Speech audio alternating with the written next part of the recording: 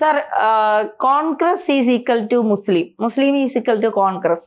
മതേതരത്വം എന്ന് പറയുന്ന കോൺഗ്രസ് ആണ് ഈ പറയുന്നത്. കോൺഗ്രസിന്റെ തെലങ്കാന മുഖ്യമന്ത്രി രേവന്ത് റെഡ്ഡി പറയുകയാണ് കോൺഗ്രസ് എന്ന് പറഞ്ഞാൽ മുസ്ലിമാണ്, മുസ്ലിം എന്ന് പറഞ്ഞാൽ കോൺഗ്രസ് ആണ്.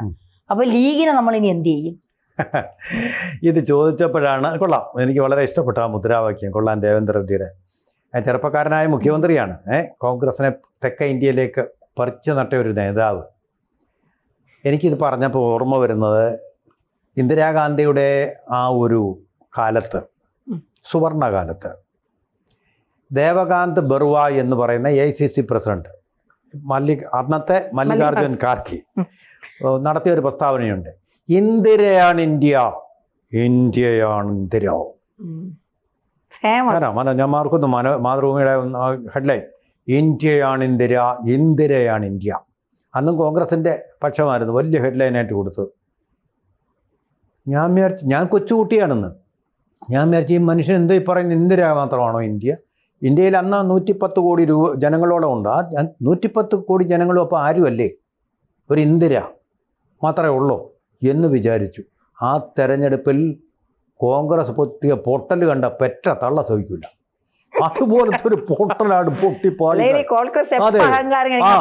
എന്നിട്ടോ അസംകാരനാണ് ഈ DK ബറുവ എന്ന് പറയുന്ന ദേവകാന്ത് ബറുവ. അയാൾ കോൺഗ്രസ് വിട്ടു പോയി, വേറെ പാർട്ടി ഉണ്ടാക്കി, വേറെ പാർട്ടി ചേർന്നു, സകലമാന പേരും പോയി കോൺഗ്രസ് നിന്ന്. അതുപോലത്തെ ഒരു തോൽവി അങ്ങ് തോറ്റു എന്ന് പറയുന്ന പോലെ എൻ്റെ അന്ത്യകാലം അടുത്തിരിക്കുന്നത് രേവന്ത് റെഡ്ഡിയുടെ മുസ്ലിമാണ് കോൺഗ്രസ്, കോൺഗ്രസ് ആണ്. തലയ്ക്ക് വെളിവില്ലേ? മതേതരത്വ രാജ്യം എന്ന് പറയുന്ന ഭരണഘടന നിർദ്ദേശിച്ചിട്ടുള്ള ഒരു രാജ്യത്ത് മതേതരത്വം എന്ന് വിളിച്ചിട്ട് അപ്പോൾ ഹിന്ദുക്കളുടെ അല്ല കോൺഗ്രസ് എന്ന് പറയുകയാണ്. അതിൽ സ്വയം പറയുക BJPയെ വളർത്തുന്ന ഇവന്മാരൊക്കെ കൂടിയാണ്. മുഖ്യമന്ത്രിയാന്ന് പറഞ്ഞിട്ട് ഈ വിവരദോഷികൾ രാഹുൽ ഗാന്ധി വളർത്തി കൊഴുത്തി കൊണ്ടുവരുന്നുണ്ട്, അയാളുടെ വിവരക്കേടുകളുണ്ട്. ഈ മനുഷ്യൻ മുഖ്യമന്ത്രിമാരും കൂടെ കൂട്ടിനുണ്ട് BJPയെ വളർത്താൻ വേണ്ടി. എനിക്ക് തോന്നുന്നു ഇയാൾ പഴയ RSSകാരനാണല്ലോ. മിക്കവാറും ഇയാൾ BJP ആയിട്ട് എന്തോ കരാറിൽ ഏർപ്പെട്ടിട്ടുണ്ട്. BJP തന്നെ അടുത്ത തവണയും വരാൻ. തെലങ്കാനയിലെ സന്ദീപ് വാര്യർ അപ്പം അങ്ങനെ ഹിന്ദു വിരുദ്ധത പറഞ്ഞുകൊണ്ട് ഹിന്ദുക്കളെ കോൺഗ്രസിന് എതിരാക്കി മാറ്റുക, ഇതാണ് ലക്ഷ്യം എന്നെനിക്ക് തോന്നുന്നു. ആ ഒരു ലക്ഷ്യത്തിന് വേണ്ടിയാണ് പ്രയത്നിക്കുന്നതെന്ന് തോന്നുന്നു. അതാണല്ലോ എന്നാൽ പിന്നെ എന്തിനാ ഈ മുസ്ലിം ലീഗ്, ആൾ ഇന്ത്യ മുസ്ലിം ലീഗ് എന്തിനാ? പിന്നെ ഇദ്ദേഹത്തിൻ്റെ പാർട്ടി മുസ്ലിം MIM എന്ന് പാർട്ടി ഇതൊക്കെ പിന്നെ എന്തിനാണ് പ്രവർത്തിക്കുന്നത്? കോൺഗ്രസ് അതിൻ്റെ അട്ടിപ്പേർ അവകാശം മുസ്ലിങ്ങളുടെ ഇത് ഏറ്റെടുത്തിട്ടുണ്ടെങ്കിൽ MIM അതുപോലെ തന്നെ മുസ്ലിം ലീഗും എല്ലാം പിരിച്ചു വിടണം അല്ലേ? ഇവരുണ്ടല്ലോ, കോൺഗ്രസ് ഉണ്ടല്ലോ രക്ഷിക്കാൻ, പിന്നെന്തിനാ ഇത് നിലനിർത്തിക്കൊണ്ടിരിക്കുന്നത്? പക്ഷേ ഈ രാഹുൽ ഗാന്ധിയുടെ ചില പ്രവർത്തികളിൽ നിന്നും അതുപോലെ തന്നെ അദ്ദേഹം നടത്തിയ യാത്രാപഥത്തിൻ്റെ പ്രത്യേകതയിൽ നിന്നും നമുക്ക് ബോധ്യപ്പെടുന്ന കാര്യമെന്ന് പറയുന്നത് ആ ഒരു ലൈനിലാണ് ഇപ്പോൾ കോൺഗ്രസ് നീങ്ങി തുടങ്ങിയിരിക്കുന്നത് എന്ന് തന്നെയാണ്. കാരണം അദ്ദേഹത്തിൻ്റെ ഈ വോട്ട് ചോരി യാത്ര നടന്നത് മുസ്ലിം ഭൂരിപക്ഷമുള്ള പ്രദേശങ്ങളിൽ കൂടിയാണ്. ഏറ്റവും എളുപ്പത്തിൽ തെറ്റിദ്ധരിപ്പിക്കാൻ പറ്റുന്ന സത്യസന്ധരായിട്ടുള്ള ഒരു ജനവിഭാഗമാണ് മുസ്ലിങ്ങൾ. അവിടുത്തെ പാവപ്പെട്ട മുസ്ലിങ്ങളുടെ കാര്യമാണ് ഞാൻ പറയുന്നത്. അവർ എന്തു കേട്ടാലും വിശ്വസിക്കും, എന്ത് കേട്ടാലും പറഞ്ഞു നിങ്ങളെ ഓടിക്കാൻ വേണ്ടിയിട്ടാണ് ഈ CAA ബില്ലെന്നും പറഞ്ഞാണ് അന്ന് ആവശ്യമില്ലാത്ത പ്രക്ഷോഭം ഉണ്ടാക്കി പലരും മരിക്കാനിടയായത്.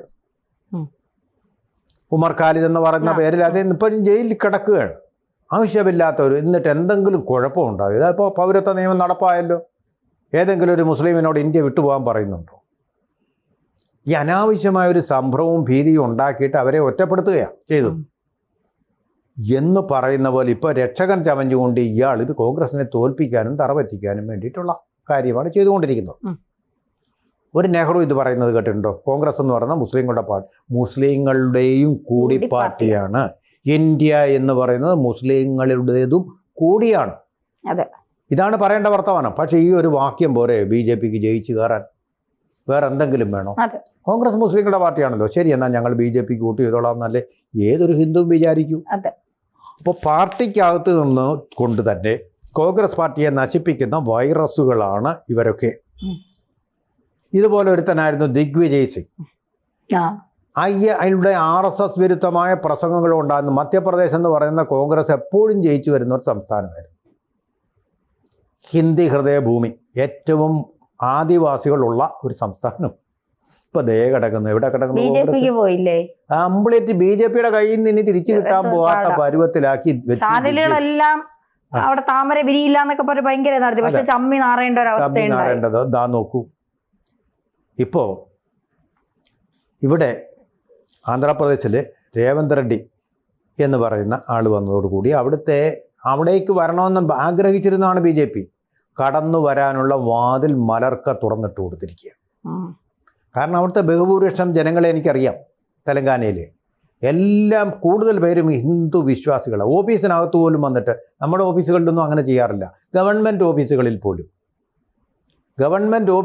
പോലും രാവിലെ വന്നിട്ട് അവിടെ ഈ ഗണപതിയുടെയോ ഹനുമാൻ്റെയോ ആഞ്ജനേയലു എന്നാണ് പറയുന്നത്, ആഞ്ജനേയലുവിൻ്റെ മുമ്പിൽ പിന്നെ വിളക്കും കത്തിച്ച് തിരിയും തെളിച്ച് ചന്ദനത്തിരിയുടെ മണത്തോടു കൂടി വേണം നമ്മൾ AC റൂമിലാണെങ്കിലും ഇരിക്കാൻ.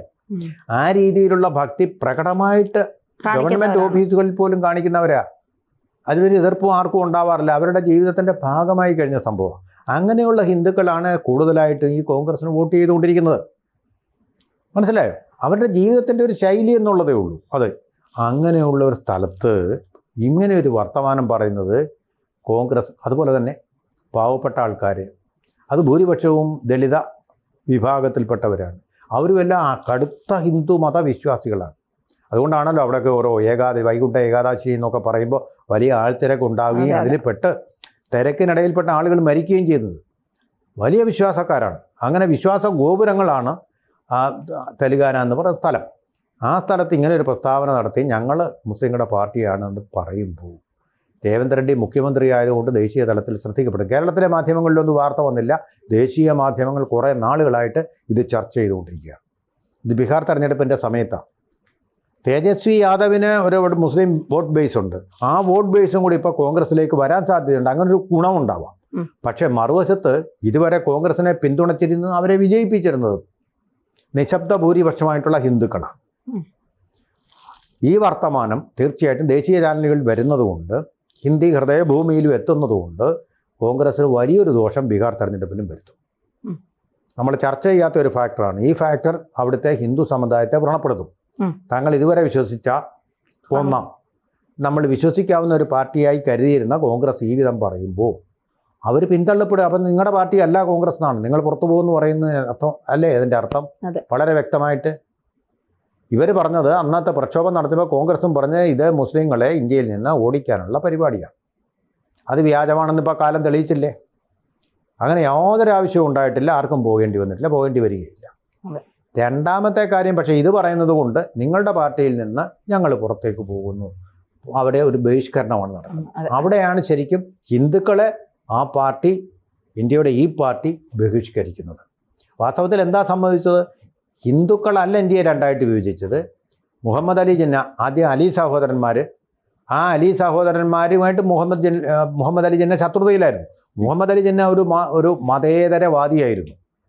പക്ഷേ അലി സഹോദരന്മാരുമായിട്ട് ഗാന്ധിജി ഇങ്ങനെ ഗാഢസൗഹാർദ്ദം പുലർത്തുകയും ഖിലാഫത്ത് മൂവ്മെൻറ്റിന് അവരെ കൂടി പങ്കെടുപ്പിച്ചുകൊണ്ട് ഇന്ത്യയിലൊരു പ്രസ്ഥാനം കോൺഗ്രസ് തന്നെ തുടങ്ങുകയും ചെയ്തപ്പോൾ ഇത് ആവശ്യമില്ലാത്ത കാര്യമാണ്, ഇന്ത്യയെ ബാധിക്കാത്ത കാര്യമാണെന്ന് പറഞ്ഞ് ഈ മതേതരനായ മുഹമ്മദ് അലി ജിന്ന ലണ്ടനിലേക്ക് പോവുകയായിരുന്നു. പിണങ്ങി, കോൺഗ്രസുമായിട്ട് പിണങ്ങി. തിരിച്ച് അദ്ദേഹം വന്നത്, അങ്ങനെയാണോ? അലി സഹോദരന്മാർ തീവ്രവാദികളാണെന്നാണ് അദ്ദേഹം പറഞ്ഞത്. ആ തീവ്രവാദികളുമായിട്ട് കൂട്ടുകൂടരുത്. പക്ഷേ ഗാന്ധിജി അത് കൂട്ടുകൂടി, എന്നാ കാണിച്ചു തരാമെന്ന് പറഞ്ഞാൽ അദ്ദേഹം ഒരു തീവ്രവാദിയായിട്ട് മാറിക്കൊണ്ട് ഞങ്ങൾക്ക് ഇന്ത്യയിൽ മുസ്ലിങ്ങൾക്ക് ബഹുഭൂരിപക്ഷം വരുന്ന ഹിന്ദുക്കളോടൊപ്പം ജീവിക്കാൻ പറ്റില്ല, ഞങ്ങൾക്ക് പ്രത്യേക രാഷ്ട്രം വേണമെന്ന് പറഞ്ഞ് വാദിച്ചവരാണ്, മറ്റാരുമല്ല. മറ്റേതൊക്കെ വ്യാഖ്യാനങ്ങൾ മാത്രമാണ്. അങ്ങനെ വേറെ ഒരു രാജ്യമായിട്ട് അവർ പോയത്. ഇന്ത്യയുടെ പൊതുവായിട്ടൊരു ആവശ്യമല്ല പാകിസ്ഥാൻ രൂപീകരിച്ച് മുസ്ലിങ്ങൾ അങ്ങോട്ട് പോകണമെന്നുള്ളത്.